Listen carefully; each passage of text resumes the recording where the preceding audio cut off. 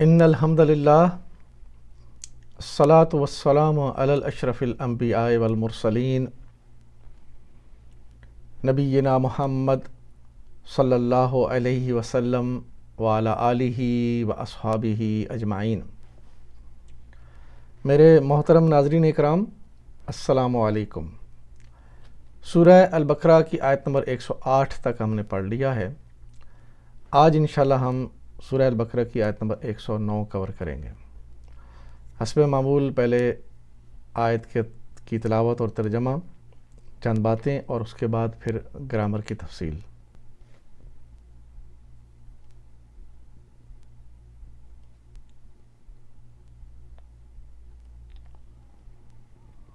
اعوذ باللہ من الشیطان الرجیم، بسم اللہ الرحمن الرحیم۔ ود کثیر من اہل الکتاب لو یردونکم من بعد ایمانکم کفارا۔ اہل کتاب میں سے اکثر لوگ یہ چاہتے ہیں کہ کسی طرح تمہیں ایمان سے پھیر کر پھر کفر کی طرف پلٹا لے جائیں۔ من بعد ایمانکم کفارا حسدا من عند انفسہم من بعد ما تبین لہم الحق۔ اگرچہ حق ان پر ظاہر ہو چکا ہے، مگر اپنے نفس کی حسد کی بنا پر تمہارے لیے ان کی یہ خواہش ہے۔ فاعفوا واصفحوا حتی یاتی اللہ بامرہ ان اللہ علی کل شیء قدیر۔ اس کے جواب میں تم عفو و درگزر سے کام لو یہاں تک کہ اللہ خود ہی اپنا فیصلہ نافذ کر دے۔ مطمئن رہو کہ اللہ تعالیٰ ہر چیز پر قدرت رکھتا ہے۔ محترم ناظرین اکرام، آپ نے سورہ البقرہ آیت نمبر 109 کی تلاوت اور ترجمہ سنا ہے۔ ان آیات میں اللہ تعالیٰ فرما رہے ہیں کہ جو یہود تھے، یعنی اہل کتاب مدینہ میں رہتے تھے، وہ یہ چاہتے تھے کہ نبی اکرم صلی اللہ علیہ وسلم اور آپ کے جو فالوور یعنی مسلمان تھے، یہ سارے کے سارے ایمان چھوڑ کر پھر کفر کی طرف پلٹ آئیں، اور وہ اسی کی کوشش میں لگے رہتے تھے۔ مسلمانوں کو بہکاتے، ورگلاتے، ان سے کہتے طرح طرح کے سوالات کرو اپنے نبی سے۔ اور پچھلی آیت میں ہم نے دیکھا اللہ تعالیٰ نے منع فرمایا کہ یہ تم لوگ ان کے جیسے سوال مت کرو جو یہود ہیں، انہوں نے اپنے نبی یعنی حضرت عیسیٰ علیہ السلام سے یہ جو کرتے تھے، اس طرح کے سوالات مت کرو، پھر تم کیا ہو جاؤ گے؟ ایمان کے بعد کفر میں چلے جاؤ گے۔ تو یہ اللہ تعالیٰ نے مسلمانوں کو یہ بتا دیا، اور آگے بتایا کہ یہ جو مشرکین ہیں یہ جو چاہتے ہی ہیں کہ تم لوگ دوبارہ کفر میں پلٹ آؤ، اور وہ اس لیے چاہتے تھے کہ ان کے دلوں میں حسد تھی۔ حسد کس لیے تھی؟ یہودی ان کا مذہب تھا، اس کو وہ ڈومینیٹ کرنا چاہتے تھے، اور وہ یہ چاہتے تھے کہ نبی ہمارے قبیلے سے آئے اور پھر ہم دنیا میں حکومت کریں۔ جب وہ نہیں ہو پایا تو پھر ان کے دلوں میں حسد ہوا، اور حسد بھی اللہ تعالیٰ نے فرمایا کہ اس وقت جب ان کے اوپر حق واضح ہو چکا، یعنی انہیں یہ یقین ہو چکا کہ یہ واقعی یہ وہی نبی ہیں جو آنے والے تھے، تو پھر اس کی مخالفت میں وہ اٹھ کھڑے ہوئے، اور جو مسلمان ہو رہے تھے ان کے دلوں میں جو ہے وہ طرح طرح کے وسوسے ڈالتے، مختلف سوالات پوچھتے، خود جا کے آپ صلی اللہ علیہ وسلم کی محفل میں جا کے ایسے سوالات کرتے۔ تو اللہ تعالیٰ نے فرمایا کہ ان لوگوں سے تم عفو و درگزر کا کام لو۔ اللہ تعالیٰ نے اپنے نبی سے فرمایا عفو و درگزر یعنی ان کو چھوڑ دو، ان کے ساتھ بحث و مباحثہ مت کرو، اور اس وقت تک چھوڑ دو جب اللہ تعالیٰ کا حکم آ جائے، یعنی ان کے اوپر دنیا میں عذاب آ جائے، تو اس وقت تک اللہ تعالیٰ نے فرمایا کہ ان کو چھوڑ دو، درگزر کرو۔ اللہ تعالیٰ ہر چیز پر قادر ہے، اللہ ان کو دنیا میں سزا دینے پہ قادر ہے، اور اللہ تعالیٰ ان کو آخرت میں سزا دے گا۔ تو یہ ان آیات یعنی آج کی جو آیت ہے اس کا ترجمہ اور تفصیل ہے تھوڑی سی۔ لیکن اب ہم تھوڑا سا اپنے آپ کو بھی دیکھیں، کیونکہ ہر آیت میں سبق ہمارے لیے بھی ہے۔ ہمارے ہاں بھی دیکھیں مختلف گروہ ہیں، مختلف قسم کے جو ہے وہ عقائد بنے ہوئے ہیں، اور ہم ایک دوسرے کی ٹانگیں کھینچتے رہتے ہیں، اور ہر ایک سمجھتا ہے کہ وہ حق پہ ہے، حالانکہ حق تو ہمارے پاس قرآن و حدیث میں موجود ہے اور بالکل واضح ہو چکا ہے۔ اور یہ جو ہم ایک دوسرے کے ساتھ، یہ میرا مقصد کہنے کا، یہ جو ہم دینی طور پر ہم متفرق ہو چکے ہیں، ہمارے مختلف فرقے بن چکے ہیں، تو یہ جو فرقے آپس میں ایک دوسرے کے ساتھ حسد کی وجہ سے، اللہ تعالیٰ نے قرآن فرمایا نا کہ یہ حسد کی وجہ سے کرتے ہیں، حالانکہ حق موجود ہے، حق کو نہیں پہچانتے بلکہ اپنے دل کی حسد کی وجہ سے وہ ایک دوسرے کی مخالفت کرتے ہیں۔ تو جو حق پر ہیں اللہ تعالیٰ نے ان سے کہا کہ انہیں حق کی تبلیغ تو ضرور کریں، لیکن ان کے ساتھ عفو و درگزر کریں، اگر وہ نہ مانیں تو ان کو چھوڑ دیں، مزید ان کے ساتھ بحث و مباحثہ مت کریں۔ حق پہنچانا ہمارے ذمہ داری ہے، لیکن حق کو قبول کرنا نہ کرنا وہ اگلے کی ذمہ داری ہے۔ وہ جب قبول کرے گا تو الحمدللہ اللہ تعالیٰ اس کو اس کا اجر دے گا اور اس کی زندگی بہتر ہوگی، اور قیامت کے بعد یعنی جنت میں اس کو جگہ ملے گی۔ اور جو اس کو قبول نہیں کرے گا اور ضد کی وجہ سے، اپنے دل کی حسد کی وجہ سے مخالفت میں اڑا رہے گا اور پھر بھی مخالفت برائے مخالفت کرتا رہے گا، تو پھر اللہ تعالیٰ نے فرمایا ایسے لوگوں کو چھوڑ دیجئے، پھر اللہ جانے اور وہ جانے۔ تو یہ معاملات دیکھیں ہمارے معاشرے میں ہیں۔ اصل مسئلہ یہ ہے کہ حق کو پہچاننا ہے۔ فرقہ بندیوں میں جو بھی لوگ پڑے ہوئے ہیں، جو ان فرقوں کو چلا رہے ہیں، ان کے تو یعنی مفاد ہیں، لیکن عام جو لوگ ہیں وہ کسی بھی فرقہ سے تعلق رکھتے ہوں، عام لوگ جو ہیں وہ دلی طور پر اپنے یعنی ایمان کی ساتھ خلوصی نیت کی وجہ سے ان کے پیچھے چل پڑتے ہیں۔ انہیں بتایا جاتا ہے کہ تمہیں جنت یہاں سے ملے گی، اور وہ ان کے پیچھے چل پڑتے ہیں، حالانکہ ان کو یہ چاہیے کہ وہ تحقیق کریں، دیکھیں یہ جو بتایا جا رہا ہے، یہ رستہ جس پہ یہ لوگ چل رہے ہیں، کیا یہ قرآن و سنت کے مطابق ہے؟ یہ ذمہ داری ہر بندے کے اوپر ہے۔ اور دیکھ لیجئے جو انسان جو الحمدللہ مسلمان قرآن پڑھتا ہے، اس کو سمجھتا ہے، احادیث کو پڑھتا ہے سمجھتا ہے، اور نبی اکرم صلی اللہ علیہ وسلم کی سیرت کو پڑھتا ہے، تو یقیناً اس کی زندگی میں تبدیلی آتی ہے، وہ اپنے پرانے جو عقائد قرآن و سنت سے ہٹ کے ان کو چھوڑ دیتا ہے۔ اور یہ ہمارے سامنے تجربات موجود ہیں، لوگ خود جو ہیں وہ خود بھی اس کے شاہد ہوتے ہیں اور خود بھی اس کے تجربے سے گزرتے ہیں۔ تو اس لیے حق جو ہمارے پاس ہے اس کو سمجھیں اور اس کو ماننے کے لیے تیار ہو جائے۔ یہی ہمارا دنیا میں جو ہے امتحان ہے۔ کوئی فرشتہ نہیں آئے گا آپ کے کان میں بات ڈالے گا کہ یہ حق ہے یا وہ غلط ہے۔ آپ نے خود حق کو پہچاننا ہے اور اس پہ عمل کرنا ہے، اپنی زندگی کو بہتر بنانا ہے اور دوسروں کو بھی حق کی طرف دعوت دینی ہے، کیونکہ یہ کام ہمیں نبی اکرم صلی اللہ علیہ وسلم دے کر گئے۔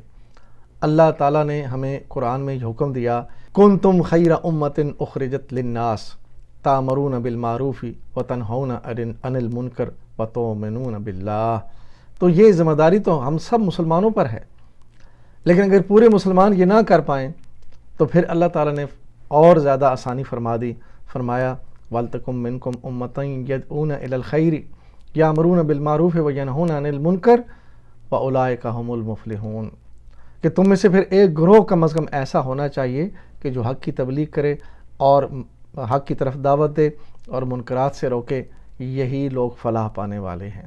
تو اپنے آپ کو ان لوگوں میں شامل کریں جو حق کی دعوت دیتے ہیں، جو حق کو پھیلانا چاہتے ہیں اور جو حق کے نظام کو قائم کرنا چاہتے ہیں۔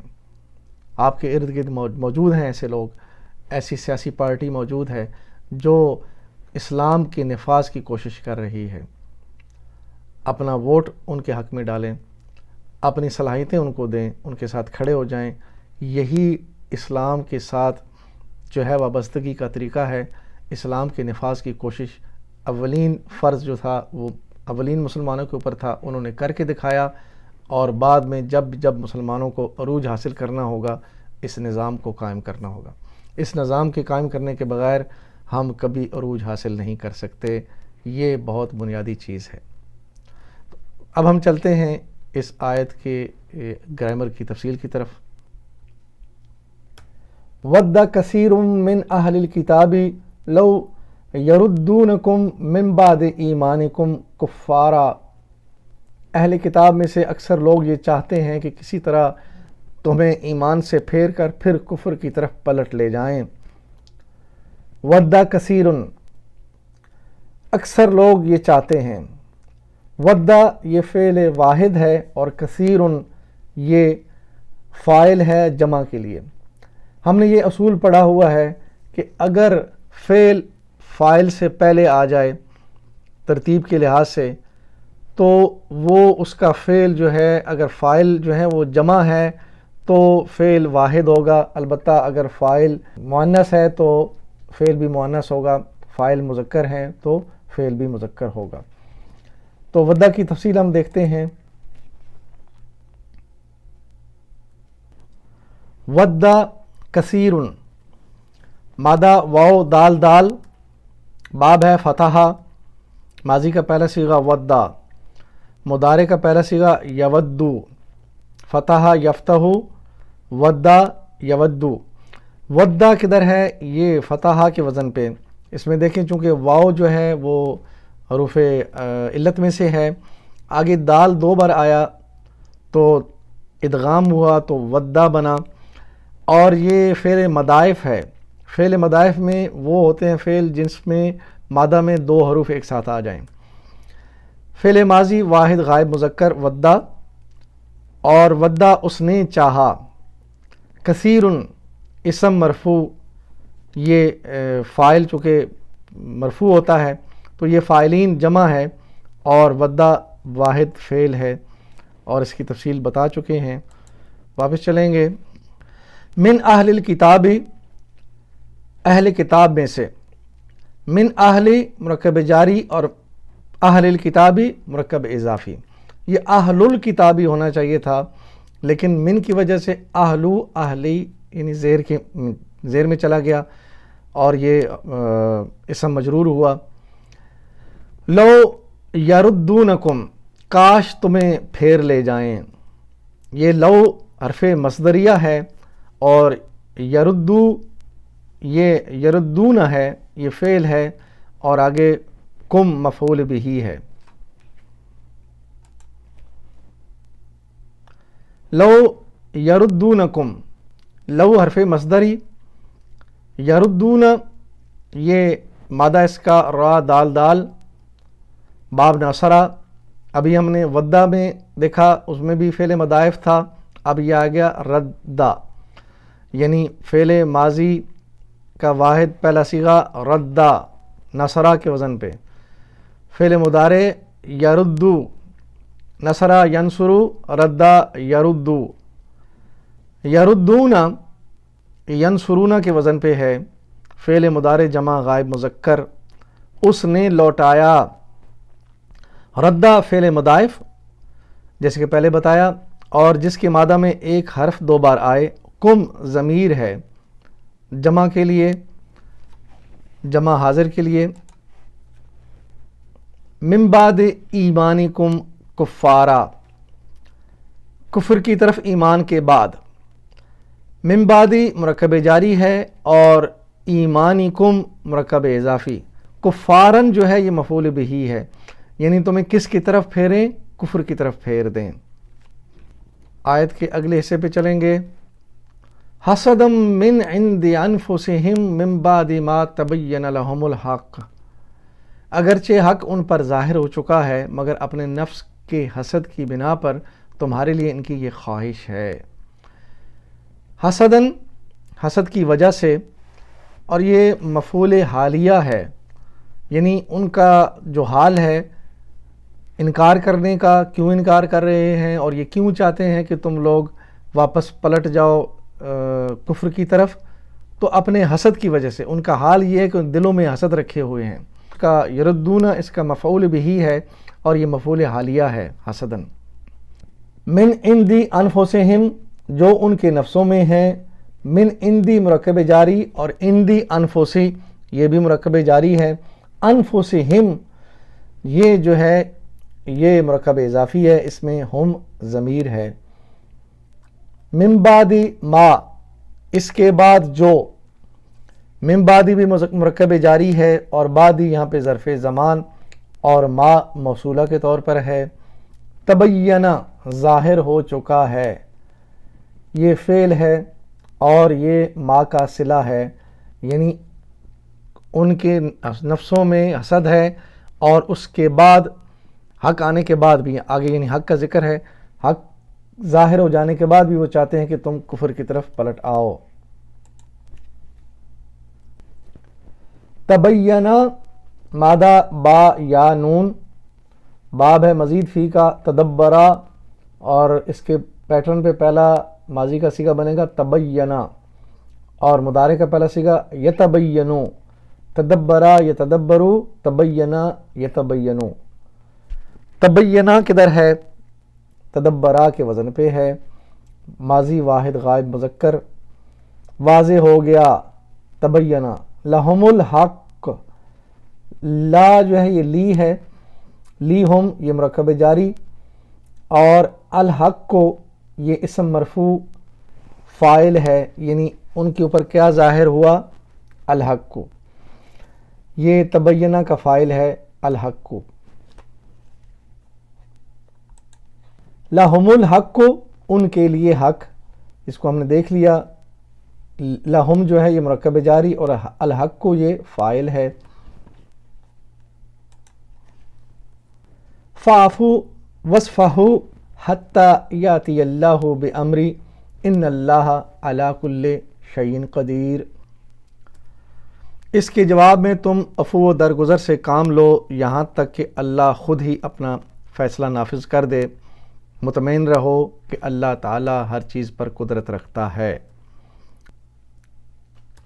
فاعفو، پس تم معاف کرو، فا استئنافیہ یعنی بات شروع ہو رہی ہے یہاں سے، اور آگے آفو یہ فعل امر ہے،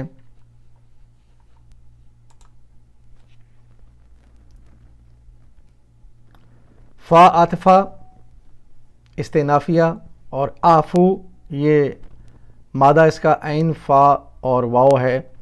باب ہے نصرہ، ماضی کا پہلا صیغہ آفا، مضارع کا پہلا صیغہ یافو، نصرہ ینصرو، آفا یافو۔ امر، واحد کے لیے امر باب نصرہ میں سے انصر ہوگا، اور جمع کے لیے انصرو، واحد کا امر آفو اور جمع کے لیے آفو۔ آفو جو ہے یہ آیہ مبارکہ میں آیا فعل امر جمع کے لیے۔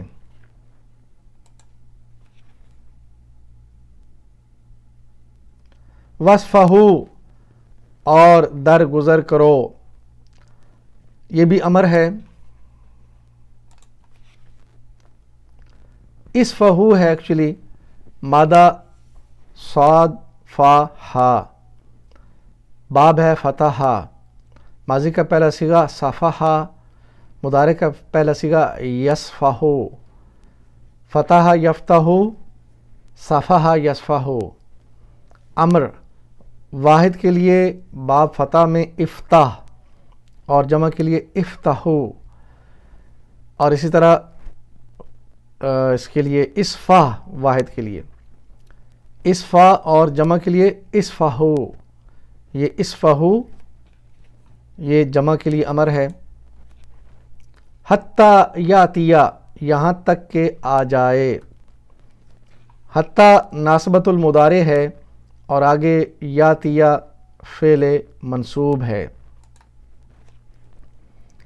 حروف ناصبہ ہم نے پڑھے ہوئے ہیں، ان میں دیکھیں لسٹ ہے ان، لن، کئی، لی، اذن، حتی، یہ آخر میں حتی۔ یہاں پہ جو مثال دی گئی ہے اجلس ہونا حتی ارجع، یعنی ارجع جو تھا یہ پہلے ارجعو تھا، تو ارجعو کو ارجع کر دیا حتی نے، نصب دے دی، اور یاتی حتی یاتیہ، حتی نے یاتیہ کو زبر دی۔ یاتی یہ مادہ حمزہ تا اور یا اس کا مادہ ہے۔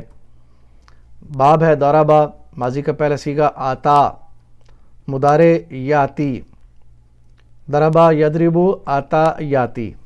اس میں دیکھیں دو حروف علت میں سے ہیں حمزہ اور یا، تو لہذا تعلیل کے بعد اس کی شکل تھوڑی بدلی ہے۔ یاتی کدھر ہے؟ یہ یضربو کے وزن پہ ہے، فعل مضارع واحد غائب، یاتی وہ آئے گا، یاتی بی، آگے بی کے ساتھ اس کا صلہ بھی آ رہا ہے، تو یاتی بی جب آئے آگے تو وہ آئے گا نہیں بلکہ وہ لائے گا، تو حتیٰ جب پیچھے آ رہا ہے اس کے ساتھ تو پھر وہ لائے گا کے بجائے آئے گا، اس کا مطلب ہوگا وہ لے آئے، حتیٰ کہ وہ لے آئے، یہ ہے اس کا مطلب۔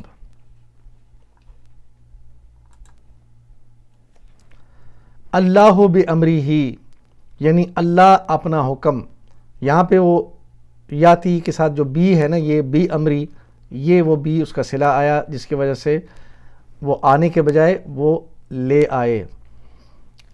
اللہ فاعل ہے، یعنی وہ لے آئے اپنا فیصلہ، عذاب کا فیصلہ، اور آگے بی امری ہی مرکب جاری ہے۔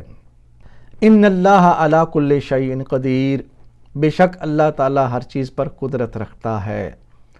ان حروف ناصبہ میں سے ہے، وہ حروف جو آگے والے اسم کو منصوب کر دیتے ہیں، نصب دے دیتے ہیں، تو اس کی مثال ہم نے رکھی ہوئی ہے ان اللہ غفور۔ تو یہاں پہ دیکھیں ان اللہ، اللہ انا کا اسم ہے اور زبر کے ساتھ آیا، انا کا اسم منصوب ہوتا ہے اور آگے اس کی خبر مرفوع ہوتی ہے، تو خبر کے طور پر علی کل شیء قدیر، یہ ساری خبر ہے۔ علی کل یہ مرکب جاری ہے اور کل شیء یہ مرکب اضافی ہے، اور قدیر کے ساتھ مل کر یہ پوری خبر بنتی ہے علی کل شیء قدیر، انا کی خبر مرفوع حالت میں۔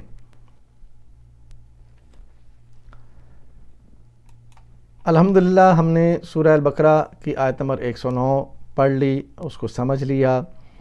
اب آخر میں ہم یہ دعا کرتے ہیں کہ اے اللہ ہمیں قرآن و حدیث سے ہدایت لینے کی توفیق عطا فرما، اور ہم اپنے آپ کو اس دین کی خدمت کے لیے پیش کرتے ہیں۔ میری زندگی کا مقصد تیرے دین کی سرفرازی، میں اسی لیے مسلمان، میں اسی لیے نمازی۔ اللہ تعالیٰ سے دعا ہے کہ جو ہم نے آج پڑھا سنا، اللہ اس کو ہمارے دلوں میں اتارے، اس پر عمل کرنے والا بنائے، اس کو دوسرے لوگوں تک پہنچانے والا بنائے، اور ہمارے لیے اس کو آخرت میں توشہ اور آخرت کی زندگی کے لیے ہمارے لیے یہ صدقہ جاریہ بن جائے۔ وآخر دعوانا ان الحمد للہ رب العالمین، الصلاۃ والسلام علی رسولہ الکریم، جزاکم اللہ خیراً۔